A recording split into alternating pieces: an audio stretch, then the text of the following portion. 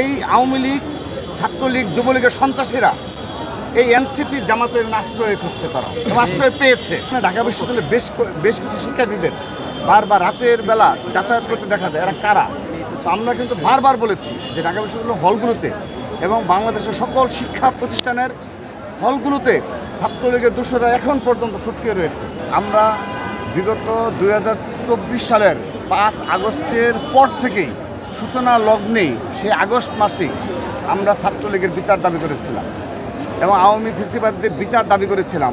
কিন্তু ভাগ্যের কি নির্মম পরিহাস দেখেন, 1 বছর অতিবাহিত হয়েছে। ঢাকা বিশ্ববিদ্যালয় আর জাহাঙ্গীরনগর বিশ্ববিদ্যালয়ে নামকা ওয়াস্তে একটা লিস্ট পাবলিশ করা হয়েছে ছাত্রলীগের সন্ত্রাসীদের, তাও সেটি খুবই ক্ষুদ্র পরিসরে।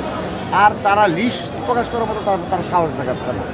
আর আরেকটি বিষয় আজকে স্পষ্ট করি, ঢাকা বিশ্ববিদ্যালয়ের প্রশাসন আমরা তাদের আচরণে এতটাই ক্ষুব্ধ যে তারা আজকের দিন পর্যন্ত নীল দলের একজন শিক্ষকের বিরুদ্ধে ব্যবস্থা নেওয়ার দৃষ্টান্ত স্থাপন করতে পারেনি। শত নীল দলের শিক্ষক রয়েছে যারা স্টিল নাও বাংলোতে অবস্থান করছে এবং নির্বিঘ্নে তাদের কার্যক্রম পরিচালনা করছে এবং নির্বিঘ্নে আওয়ামী লীগদের শীর্ষ পর্যায়ের নেতৃবৃন্দের সাথে যোগাযোগ রাখছে এবং তারা প্রকাশ্যে বিবৃতি দেওয়ার মতো দুঃসাহস দেখাচ্ছে। এবং আমরা বিগত 2024 সালেই আমরা মিডিয়াতে বলেছিলাম যে আমরা লক্ষ্য করছি যে ফুলার রোডে যে বাংলোগুলো রয়েছে প্লাস বিভিন্ন জায়গায় নীল দলের শিক্ষকদের যে বাংলো, সেখানে ঢাকা বিশ্ববিদ্যালয়ে বেশ কিছু শিক্ষার্থীদের বারবার রাতের বেলা যাতায়াত করতে দেখা যায়। এরা কারা? তো আমরা কিন্তু বারবার বলেছি যে ঢাকা বিশ্ববিদ্যালয় হলগুলোতে এবং বাংলাদেশের সকল শিক্ষা প্রতিষ্ঠানের হলগুলোতে ছাত্রলীগের দোষরা এখন পর্যন্ত সক্রিয় রয়েছে।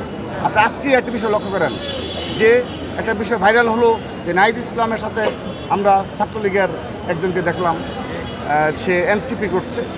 পরবর্তীতে তার নেতৃত্বে এবং জামাতের একজন নেতার নেতৃত্বে হেলমেট পরিহিত অবস্থায় মাস্ক পরে তারা আওয়ামী লীগের মিছিল করছে।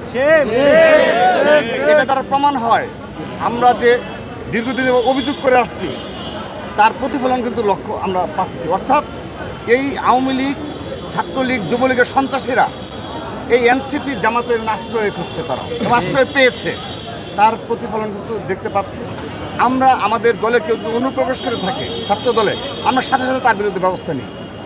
তো এইভাবে ফেসিবাদের পুনর্বাসন হয়েছে। অবশ্যই শঙ্কা রয়েছে। ছাত্র দলের পক্ষ থেকে ছাত্র সমাজকে আশ্বস্ত করতে চাই, ছাত্র সমাজ 2024 সালে যেভাবে নেতৃত্ব দিয়েছে এই ছাত্র সমাজ এখনও জাগ্রত রয়েছে। এই ছাত্র সমাজের পাশে ছাত্রদল সর্বাত্মকভাবে রয়েছে। যদি ছাত্রলীগ দ্বারা আমাদের একজন সাধারণ শিক্ষার্থীর উপর আঘাত আসে, সবার আগে রুখে দাঁড়াবে বাংলাদেশ জাতীয়